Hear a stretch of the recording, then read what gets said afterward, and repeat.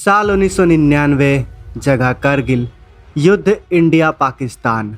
पाकिस्तान के सोल्जर्स पहाड़ी के ऊंचाई पर होते हैं, जिससे उनको एडवांटेज मिल रहा होता है। वो हमारे बहादुर सैनिकों के सर पे गोली मार रहे होते हैं, लेकिन हमारे सैनिकों की बहादुरी देखिए, एक के बाद एक शहीद होते हैं, लेकिन फिर भी आगे बढ़ते हैं और पाकिस्तान को करगिल से खदेड़ देते हैं। नतीजा भारत की विजय होती है, लेकिन क्या आपको पता है इस विजय के पीछे हमारे दोस्त इजराइल का बहुत बड़ा हाथ होता है। दरअसल पाकिस्तानी फौज काफ़ी ऊंचाई पर थे, जिससे उनके एग्जैक्ट लोकेशन नहीं मिल पा रहा था। हमें यह भी अंदाज़ा नहीं था कि करगिल की चोटी पर कितने पाकिस्तानी और कहां पर डेरा जमाए हुए हैं।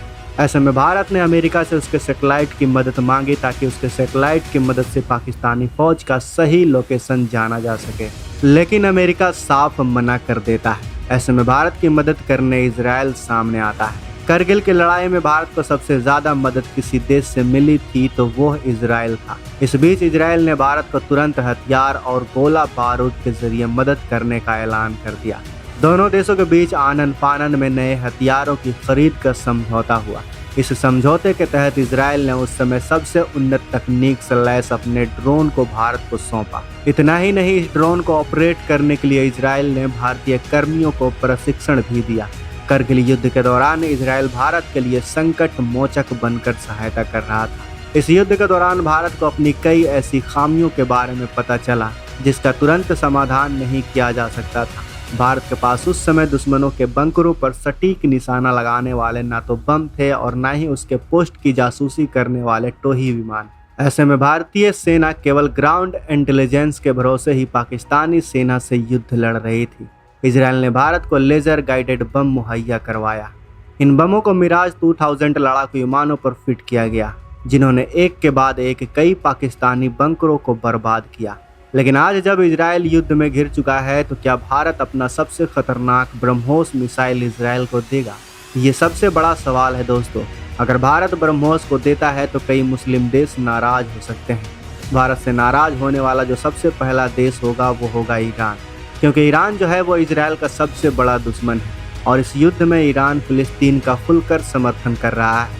इसके साथ ही मिडिल ईस्ट के और भी कई मुस्लिम देश भारत से नाराज हो जाएंगे अगर भारत ने प्रत्यक्ष रूप से इस युद्ध में इजराइल का साथ दिया। तो सबसे बड़ी दिक्कत ये होगी कि रूस ऐसा नहीं चाहेगा। हम सबको पता है कि रूस यूक्रेन का युद्ध चल रहा है, जिसमें इजराइल कई बार यूक्रेन का समर्थन कर चुका है। ऐसे में रूस कभी नहीं चाहेगा कि भारत का जो ब्रह्मोस मिसाइल है वो इजराइल के पास हो। लेकिन एक बात तो ये भी सच है कि अभी इजराइल को समर्थन की जरूरत है। 22 मुस्लिम देश एक तरफ और अमेरिका एक तरफ नजर आ रहा है, जिसकी वजह से अब यह कहना मुश्किल नहीं है कि अगर हालात जल्द सामान्य नहीं हुए तो इजराइल और हमास के बीच शुरू हुआ यह युद्ध वैश्विक स्तर पर कूटनीतिक में काफी बड़े बदलाव लेकर आएगा और इसका प्रभाव यूक्रेन युद्ध से भी ज्यादा बड़ा होने वाला है दोस्तों। दरअसल लेटेस्ट अपडेट के मुताबिक इजराइल और गाजा पट्टी में अभी तक 500 से ज्यादा लोगों की जान जा चुकी है। इजराइल के पलटवार में गाजा के 300 से अधिक लोग मारे जा चुके हैं और इजराइल के अंदर भी 200 से ज्यादा लोग अपनी जान गंवा चुके हैं। साथ ही दर्जनों सैनिक शहीद हुए हैं और हजारों की संख्या में लोग घायल हुए हैं। इजराइल के अंदर हुए इस नुकसान के बाद इजरायली वायुसेना ने पूरी ताकत के साथ गाजा पट्टी में बमबारी शुरू कर दी है। हमास के इंटेलिजेंस चीफ के साथ साथ मिलिट्री चीफ के घर पर भी बम गिराए गए हैं। इंटीरियर मिनिस्ट्री की बिल्डिंग को बर्बाद कर दिया गया है और कई ऊंची इमारतों पर इजराइल की वायुसेना तेजी से हमला कर रही है, ताकि हमास के मैनेजमेंट इंफ्रास्ट्रक्चर को बर्बाद किया जा सके। वहीं पर इजराइल के अस्पतालों के बाहर लंबी कतार देखी जा रही है, जहां पर लोग ब्लड डोनेशन के लिए जमा हो रहे हैं। इस वक्त इजराइल को काफ़ी समर्थन की ज़रूरत है, क्योंकि जिस तरह से हमास की तरफ से 5000 से अधिक रॉकेट बिल्कुल अचानक से इजराइल के ऊपर दागे गए, उसके बाद हालात काफ़ी ज़्यादा गंभीर हो चुके हैं। यह बात भी काफ़ी दिलचस्प है कि हमास ने पूरी तैयारी के साथ इजराइल के ऊपर तब हमला किया जब अमेरिका इजराइल और मुस्लिम देशों के बीच संबंध सामान्य करने की तरफ प्रगति कर रहा था। कुछ हफ्ते पहले ही रिपोर्ट निकलकर सामने आई थी कि सऊदी अरब से लेकर बांग्लादेश समेत 6 से लेकर 10 मुस्लिम देश इजराइल को देश की मान्यता दे सकते हैं और अपने हालात सामान्य कर सकते हैं, जो काफ़ी पॉजिटिव खबर थी, क्योंकि इससे पूरी दुनिया में शांति और समृद्धि के नए रास्ते खुल जाते।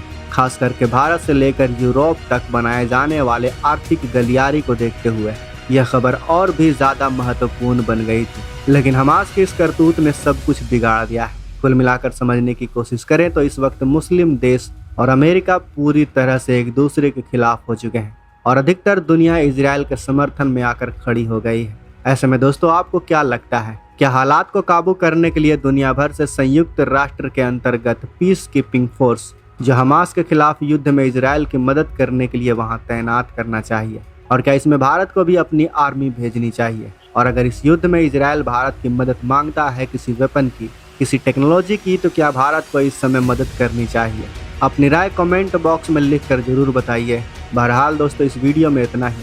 अगर आपको यह इन्फॉर्मेशन, ये वीडियो पसंद आई हो तो वीडियो को लाइक करें, अपने दोस्तों के साथ शेयर करें और अगर आपने अभी तक इस चैनल को सब्सक्राइब नहीं किया है तो इस चैनल को भी सब्सक्राइब कर लें। साथ ही बगल में जो बेल आइकन का बटन है उस पर ऑल पर भी क्लिक कर लें ताकि हमारी आने वाली वीडियो को आप मिस ना कर सकें। मिलते हैं अगले वीडियो में।